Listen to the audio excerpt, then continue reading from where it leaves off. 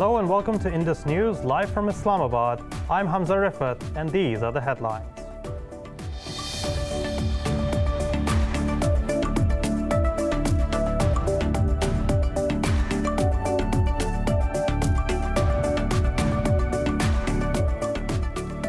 In occupied Kashmir, veteran Hurriyat leader Sayyid Ali Gilani has passed away at the age of 92 in Srinagar. Large contingents of Indian police and paramilitary troopers have been deployed outside Gilani's home. Pakistan's Prime Minister Imran Khan says Gilani remained resolute for the Kashmir cause despite torture by Indian forces. Meanwhile, Pakistan flag will fly at half-mast today as the nation observes a day of official mourning.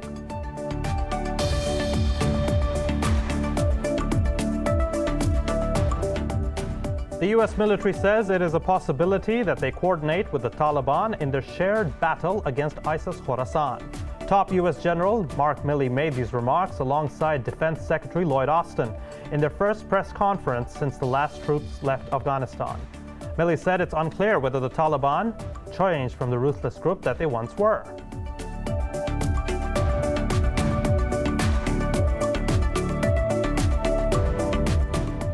The Yemeni army says at least 43 Houthis and 22 pro-government troops have been killed in renewed fighting for the strategic city of Marib. The military said the clashes erupted when the Houthis attacked pro-government positions south of the city. Meanwhile, pro-Houthi media says the Arab coalition launched dozens of airstrikes after the group captured a strategic district in Marib.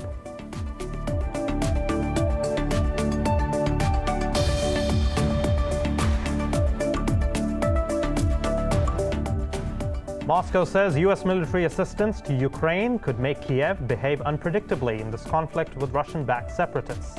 In a statement, the Kremlin said it regretted the fact that U.S.-Ukrainian friendship in opposing Moscow. This comes after U.S. President Joe Biden offered Ukraine $60 million in new security assistance to help deal with Russia.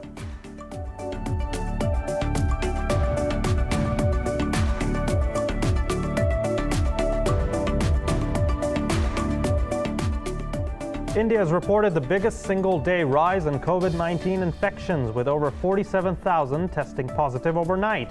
Mexico's daily COVID-19 cases have spiked again as it logged over 1,100 fatalities and more than 17,000 infections overnight. Meanwhile, in Pakistan, 89 more people lost their lives to the virus and more than 4,100 tested positive in the last 24 hours. Globally, the coronavirus caseload has surpassed 218 million, while the death toll is more than 4.54 million.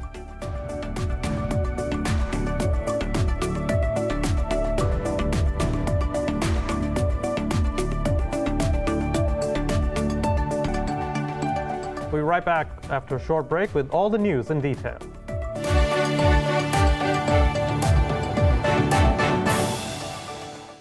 Welcome back. Now, in occupied Kashmir, veteran Hurriyat leader Sayyid Ali Gilani has passed away at the age of 92 in Srinagar. Gilani had been under house arrest for the last many years. Sayyid Ali Gilani was a staunch opponent of India's occupation of Jammu and Kashmir. He stood for Kashmiri's struggle for their right to self-determination. Indian authorities have imposed a security clampdown in the occupied valley following his death. Troops put up barbed wire and barricades on roads leading to Gilani's house. Police said no one in the Kashmir Valley will be allowed to leave their homes, and only relatives will be allowed to visit the residence of Sayyid Ali Gilani. Thousands of security forces are immediately deployed, and mobile internet services are cut across the area.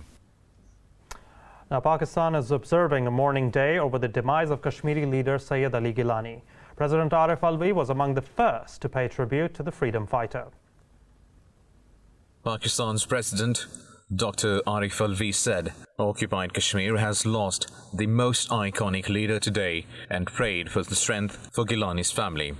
Prime Minister Imran Khan said, Gilani had struggled all his life for his people and their right to self-determination. He suffered incarceration and torture by the occupying Indian state, but remained resolute. Gilani's lifelong sacrifices Pakistan's army chief said Gilani's lifelong sacrifices and struggle symbolize the indomitable resolve of Kashmiris against Indian occupation. General Qamar Javed Bajwa said the leader's mission will live on until the people of occupied Kashmir win their right to self-determination. Mishal Hussain Malik, human rights activist and the wife of Kashmiri leader Yasin Malik, also lauded Gilani's lifelong struggle for the people of occupied Kashmir.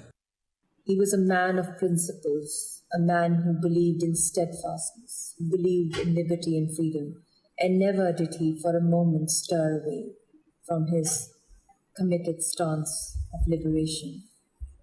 And today, after losing him, we are all in a state of despair and mourning. And I pray to Allah Almighty to grant him the highest positions in Jannah, in heaven. And inshallah ta'ala, a day will come when his sacrifices will bear fruit. Though he left us too soon, with an unfinished dream of the free Kashmir, but a day will come inshallah, when all these struggles will bear fruit. But we will forever miss you, and we will forever follow the path and the guidance that you've given us. You are that beacon of light, that beacon of hope, and beacon of guidance. May Allah Ta'ala give patience to your family to bear this colossal, irreparable loss. Pakistan's flag will fly at half-mast today as the nation observes a day of official mourning. Now we have with us Advocate Parvez Ahmed, Executive Member of the All Parties Hurriyat Conference from Islamabad. Mr. Parvez Ahmed, thank you for your time. My first question is a very simple one. How do you see veteran Kashmiri leader Sayyid Ali Gilani's lifelong struggle for the Kashmiris' right to self-determination? Thank you very much. It's a very bad day for the people of Jammu and Kashmir, and very unfortunate. And I'm highly thankful to Indus News when complete media gags in occupied Jammu and Kashmir. Landlines have been put off, internet suspended, and people have been barred from coming out of their homes, and curfew has been imposed. So Gilani Saab's whole life is, you can say, full of struggle. Since he started his political career, he started with this slogan that we have to accede with the state of Pakistan, and the popular slogan, which is in Indian occupied Jammu and Kashmir, when any person dies, any person is being martyred by the by Indian forces, the slogan is raised up, we are Pakistanis and Pakistan is ours. This slogan has been introduced by Sayyid Ali Gilani. You can say that Sayyid Ali Gilani was living Pakistan in Indian occupied Jammu and Kashmir, and this strong voice has been silenced. I can say because he was put in incarceration, he was put in house arrest for the last 10 years. Continuously, he was not given access to any doctor or any medical team, which accelerated his death. But I can tell you with authority that Gilani Saab's personality has influenced almost all Kashmiris, and especially the youth. It was Sayyid Ali Gilani who by his speeches, by his motivation, by his persuasion, brought the youth of occupied Jammu and Kashmir behind this movement. So it is a great loss to the people of Jammu and Kashmir. Right, absolutely. Now, as far as the overall deployment of the Indian troops are concerned, now New Delhi has deployed large contingents of police and paramilitary troopers outside Sayyid Ali Gilani's home. What resistance New Delhi can face in occupied Kashmir after his death in a house arrest? No, exactly what I want to say. Yesterday, when this news spread that Sayyid Ali Gilani has passed away, the moment the red alert was issued by the government of India, knowing the fact that people of Jammu and Kashmir have a great love for their leader, because Sayyid Ali Gilani was a symbol of resistance and iconic leader of Indian occupied Jammu and Kashmir. Before this, India, few months before, just spread a rumor that Sayyid Ali Gilani was no more, and they were just testing the nerves of the people of Jammu and Kashmir, how people of Jammu and Kashmir will react. And today, when they came to know that Sayyid Ali Gilani has passed it, the first thing which they did, that they just barricaded the roads, and all the armed forces in the barracks came on the streets, and every nook and corner of the Kashmir was blocked. So the people were not even allowed to go to the mosques, because we have seen yesterday the youth coming from their homes and making the announcements in different mosques. These mosques were raided. So India was knowing that the dead Gilani will be more dangerous for them. So this is the reason that they have imposed a strict curfew in Indian occupied Jammu and Kashmir. But I will assure you that definitely there will be resistance despite this curfew, because I have seen, I was watching the Facebook and Twitter, the couple of statements have been issued yesterday before his death by a couple of people, by youth, that they will come out from their homes and they will definitely go to Mazar-e-Shuhada, although he was not buried in Mazar-e-Shuhada, and a call has been already given by Al-Qadri's Hurriyat Conference that people should come tomorrow on Friday. People should come out of their homes and they should attend the Mazar-e-Shuhada. They should offer the prayers for Mazar there. And in Islamabad, at Faisal Mosque, the Kashmiris and the Pakistanis, the Kashmiris living in Islamabad and Rawalpindi and all other walks of the people from all walks of their life, they will be attending tomorrow's funeral. That will be in absentia. We are going to offer the prayers at Faisal Mosque. So what I mean to say that India was knowing that, because India has kept Sayyid Ali Gilani in house arrest for the last 10 years, knowing the fact that if Sayyid Ali Gilani will be given a little space and he will be allowed to come out of his home, then definitely there will be a major change in Indian occupied Jammu and Kashmir, because people have great love for Sayyid Ali Gilani, and just to see his glimpses, the people were always waiting outside his house, but although they were never allowed to see Sayyid Ali Gilani. So Sayyid Ali Gilani although it is a big loss to the people of Jammu and Kashmir, but it will strengthen the resolve of the people of Jammu and Kashmir. They will carry forward the mission, the slogan which has been given by Sayyid Ali Gilani, and definitely I hope in near future the movement will get more and more momentum against India. Now, how much do you think the Kashmiris' movement for freedom will be affected after Gilani's death? Because it is extremely important to understand that this is a pivotal moment as far as the Kashmiri separatist movement is concerned, and this really would have a huge impact on the leadership in general.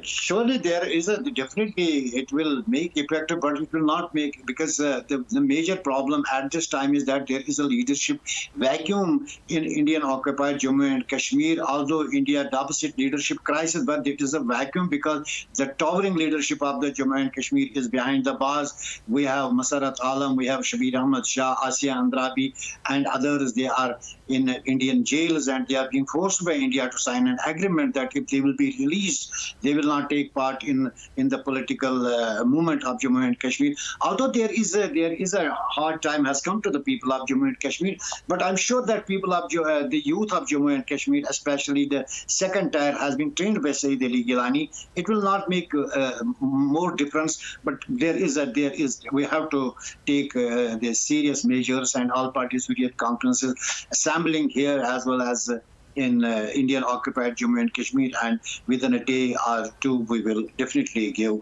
our line of action how to tackle the situation. Right. Now, Pakistan's Prime Minister Imran Khan has announced a day of national mourning. How do you see Pakistan's support for the Kashmiri people? No, Sayyid Ali Gilani was most respectable leader in Pakistan, because last year Pakistan gave Sayyid Ali Gilani Hilal-e Imtiyaz, one of the highest awards of the Pakistan. Sayyid Ali Gilani was a credible voice in Indian occupied Jammu and Kashmir, who always in his life promoted status accession with the state of Pakistan. So this time is a very crucial time for the people of Jammu and Kashmir. Kashmir because they have lost a symbolic leader, a towering leader of Jammu and Kashmir. So at this time, it is very encouraging that that the state of Pakistan has announced mourning on the side of Ali Gilani. The government of Azad Jammu and Kashmir has also announced that they will offer this Fateh in Abyssinia.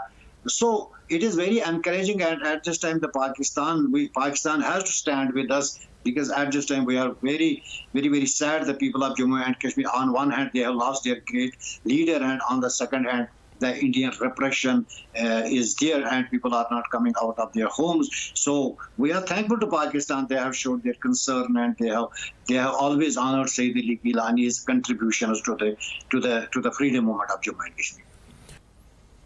Right, thank you so much, Advocate Parvez Ahmed, Executive Member of the All Parties Hurriyat Conference, for joining me on Indus News. We'll be right back after a short break. More news on the other side.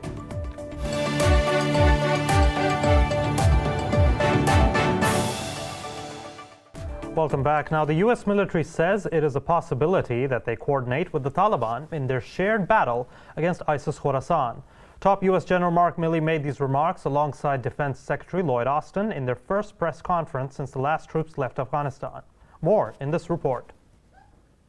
Despite the coordination with Taliban during evacuations from Kabul, U.S. officials sought to downplay the possibility of working with the group. Milley said going forward, the cooperation is possible, but it is unclear whether the Taliban change from the ruthless group that they once were. Secretary Austin also said he would not want to make any predictions on future cooperation. However, earlier, the Democratic chair of the House Foreign Affairs Committee, Gregory Meek, said the U.S. recognition of the Taliban is possible. The European Union official also said Brussels will need to engage with the Taliban, but it will not rush into formally recognizing the group. Meanwhile, British Foreign Secretary Dominic Raab said the UK had been caught out and surprised by the scale and speed of the fall of Kabul. Raab said an assessment by the Joint Intelligence Committee indicated that Kabul would remain safe until next year.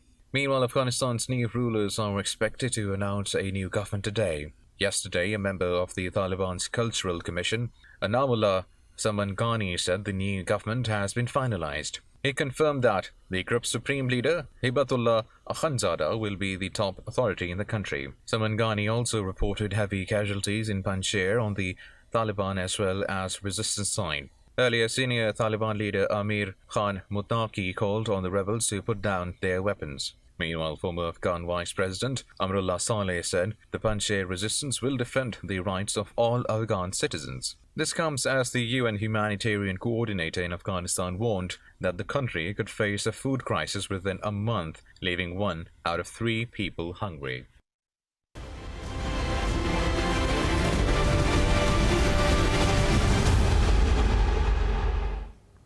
Now, reporting in conflict zones tends to be an extremely cumbersome and tedious task, and the ability for women especially to go into these areas and try and make sure that detailed reports regarding on-ground realities are actually presented, which is beyond mainstream media, that is in itself an achievement. Now, we're joined by Sumaira Khan, who is a special correspondent for Indus News. She's been in Kabul for roughly about 2 weeks, and she has been following all the events from the ISIS attack at the airport to, in general, whatever has actually unfolded over there. Sumaira, thank you so much for joining me on Indus News. Now, my first question is a very simple one. How was your experience as a woman reporting in a conflict zone such as Afghanistan, and what kind of on-ground realities can you actually tell us, which might not necessarily be picked up in the mainstream media? I think first of all, it was always a tremendous experience for me to cover the conflict area, conflict zone, be it any kind of condition.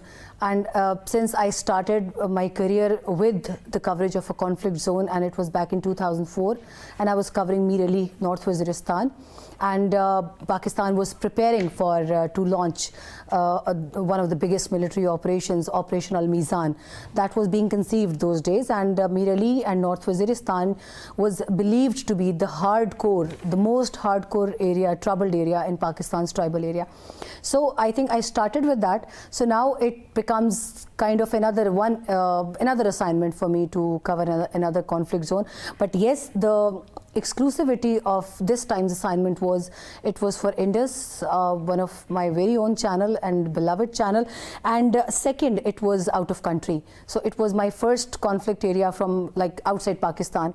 So this brings exclusivity to this assignment. And if we talk about what I covered, you can't believe it's. I think if we start debating about it, I think we need more programs to discuss that, because we had a hell of issues to be covered over there and to be covered with ground realities.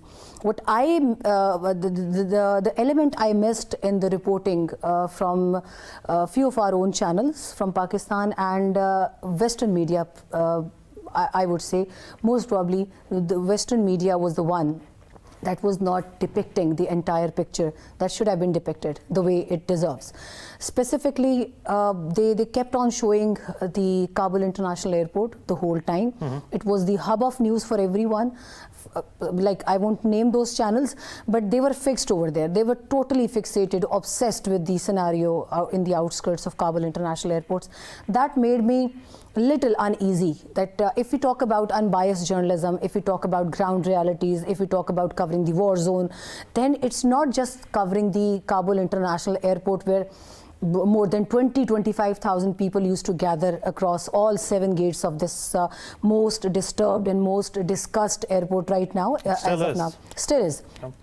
So one of my colleagues from a member of Western media, I won't name his channel, but he's a very senior journalist over there, and he did say that yes, we keep hearing the news you share with your channel, and because we used to cover mostly from the rooftop whenever it was a security hazard for us, so there were chunks allocated for all the media personnel on the rooftop of our place where we were staying, and he said that.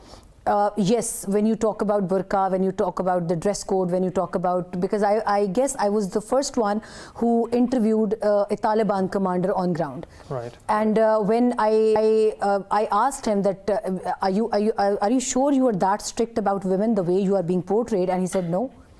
We don't have any issues with their faces covered or with their heads covered.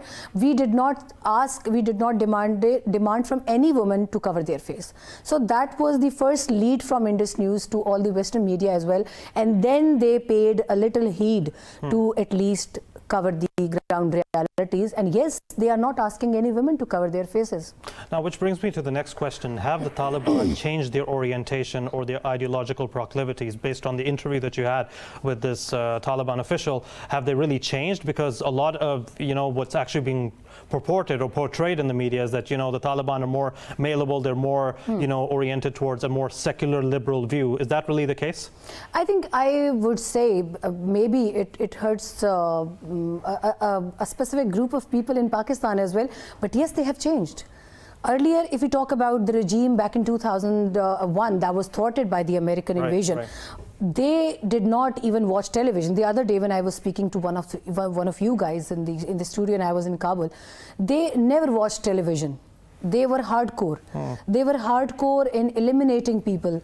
They were hardcore in giving Sharia punishments. Now, we totally see an entirely changed Taliban regime in Kabul and Afghanistan. Now, just a little example. Sorry. They have been controlling Afghanistan now for at least 16 days. I was in Afghanistan after the fall of Kabul for 14 days. Today, it's the 15th day that I've come back. Today's the 15th day, right. And the crime rate comes to almost zero. There is no killing, there is no abduction, there is no extortion, there is no theft, there is no robbery. There is no car lifting. By the way, car lifting used to be the main hobby of the Kabulites. Right. Sometimes it was they would do it all over when the Ashraf Ghani government was in power. So even they arrested imposters, those who were launching this kind of criminal activities in their name. They arrested them, they recovered every belonging of the Kabulites, and then they invited people to come and recognize your things and just get it, because it's not us who were doing that. And that's exactly was the case when Kabul fell. Right. The night of 14th and 15th August.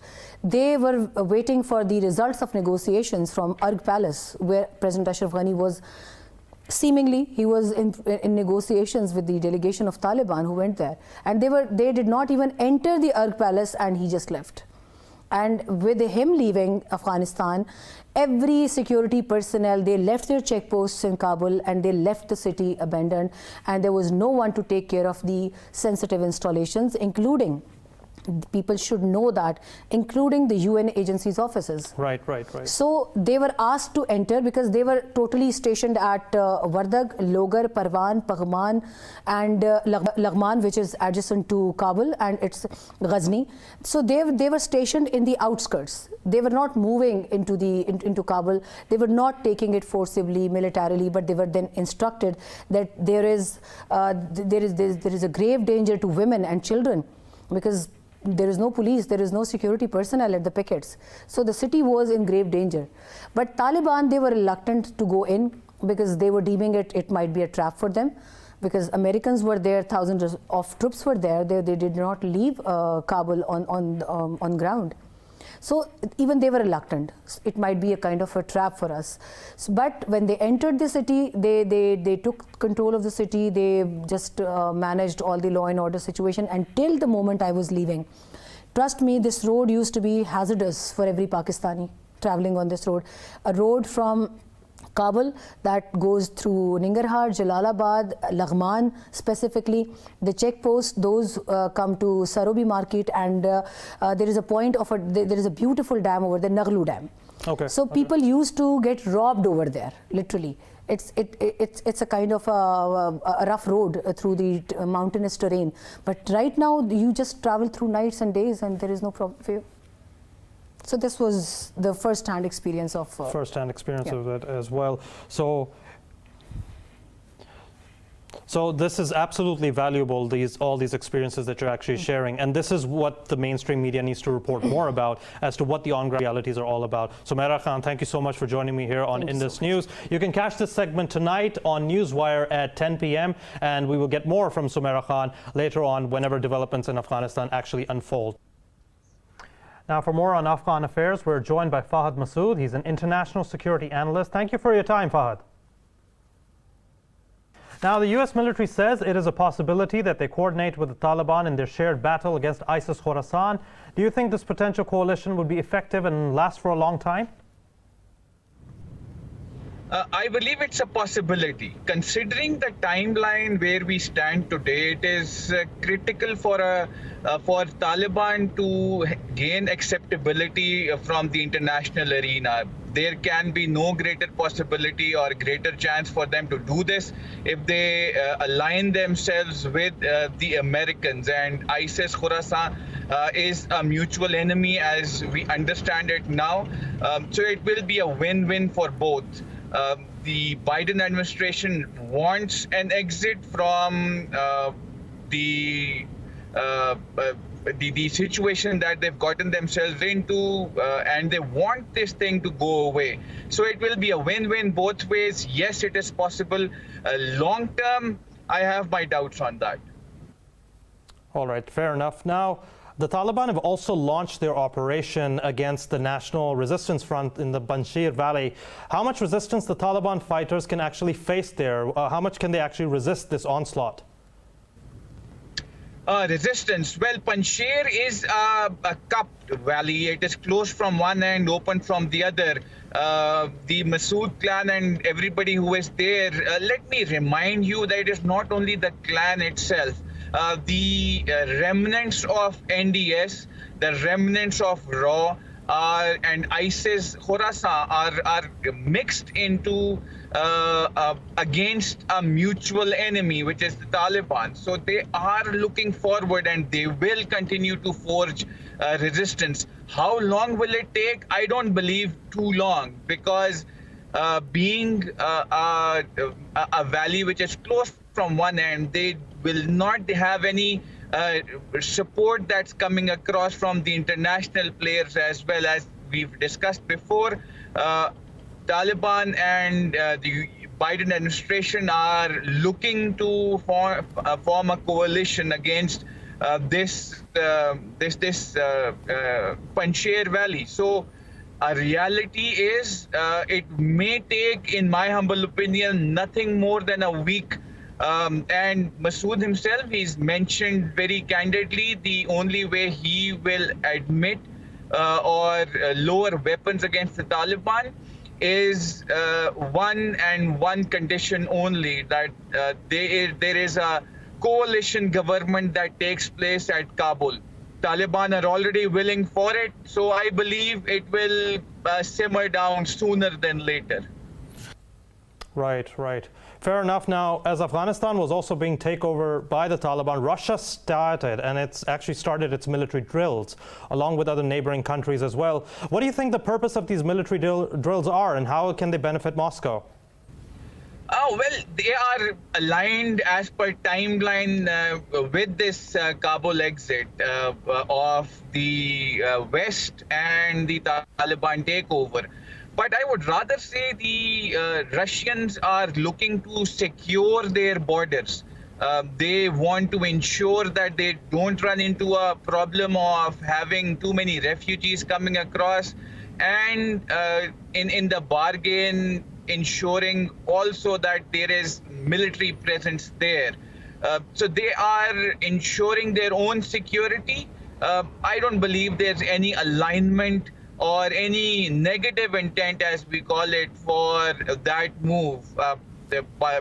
Putin has mentioned on different occasions that they will be willing to admit, or for that matter, look into the possibility of having Taliban as the primary points of contact in Afghanistan, and that is how it is. So I don't believe there is too much of an issue there. Right. Thank you so much for joining me on Indus News. Now, the Yemeni army says it has killed at least 43 Houthi rebels and renewed fighting for the strategic city of Marib. A military official said 22 pro-government troops were also killed and 50 others injured.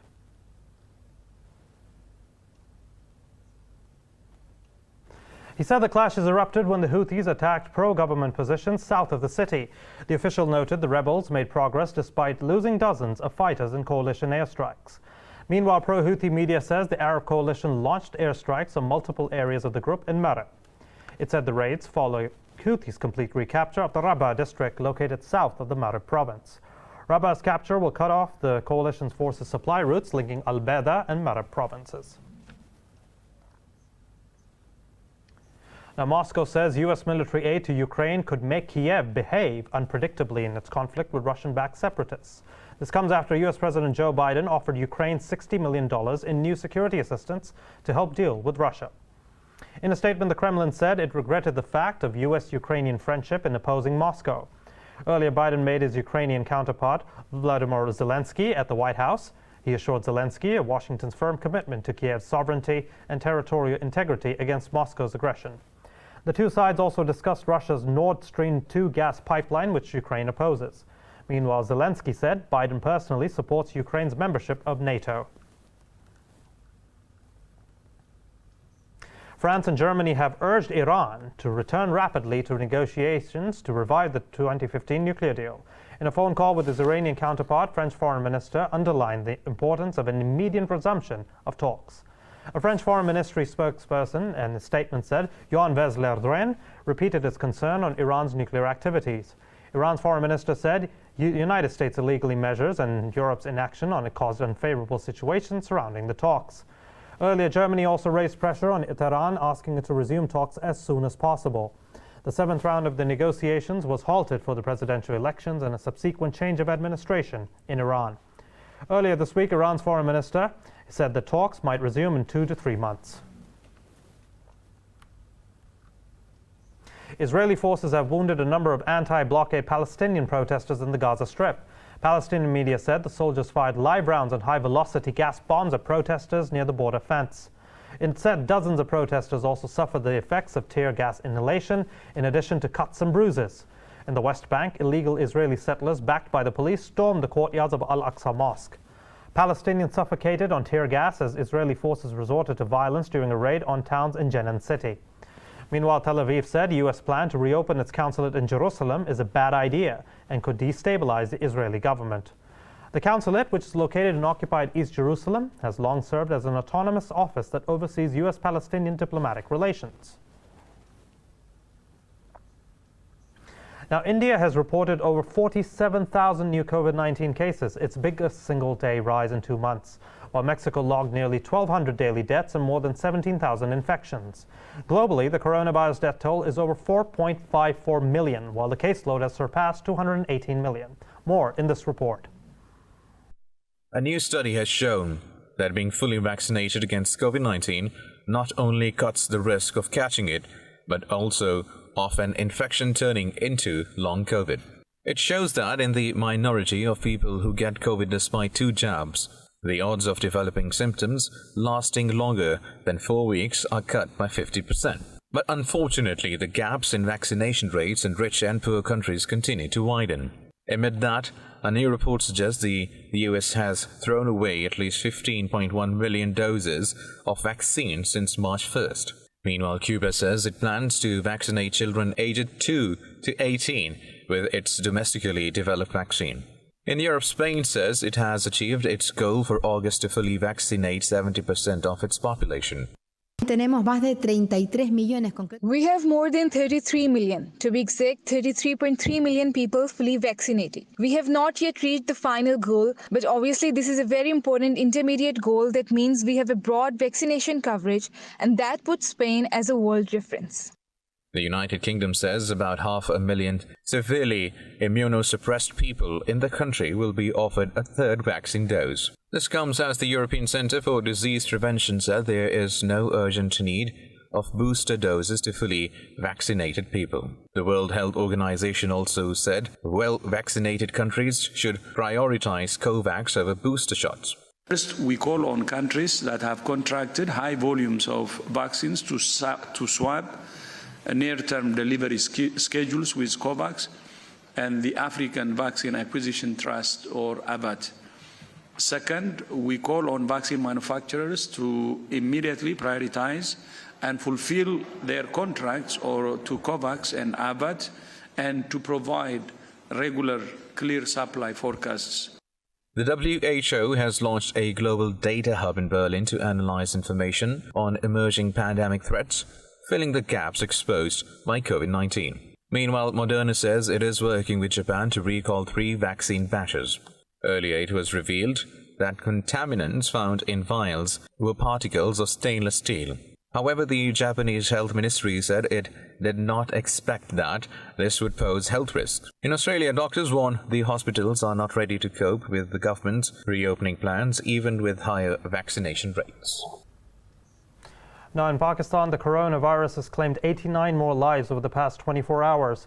The health ministry says the death toll has reached 25,978. The ministry said more than 4,100 tested positive for the virus overnight. It said the caseload has exceeded 1.16 million, while over 1,048,000 have recovered. Nearly 92,000 people are currently suffering from the disease in the country. The ministry says more than 4,700 of them are in critical condition. Meanwhile, the number of people fully vaccinated in the country has surpassed 18 million. More news after a short break. Stay tuned to Indus News.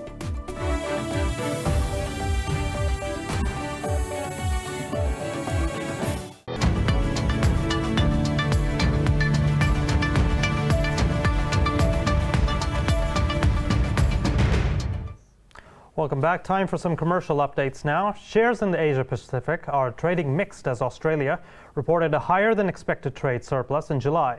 Soft U.S. jobs data also fueled optimism the Federal Reserve might feel less pressure to wind down the stimulus. Mainland China's Shanghai Composite was up by more than 0.5%. The Nikkei 225 in Japan gained over 0.25%.